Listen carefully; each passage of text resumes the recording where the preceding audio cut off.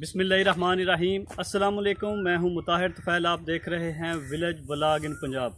दोस्तों, इस वक्त पंजाब में गंदम की कटाई का सीज़न है। गंदम की कटाई थोड़ी सी लेट हो गई है। उसकी वजह यह है कि लास्ट वीक काफ़ी ज़्यादा मौसम ख़राब रहा है। मौसम ख़राब होने की वजह से किसान भाई काफ़ी परेशान रहे हैं। इस वक्त जो है गंदम की कटाई शुरू हो गई है। काफ़ी ज़्यादा दोस्त जो हैं वो कटाई करना शुरू कर दी है उन्होंने। तो आज हम भी कटाई के लिए आए हैं। हम करेंगे कटाई और आप करें एंजॉय। तो चलिए करते हैं शुरू।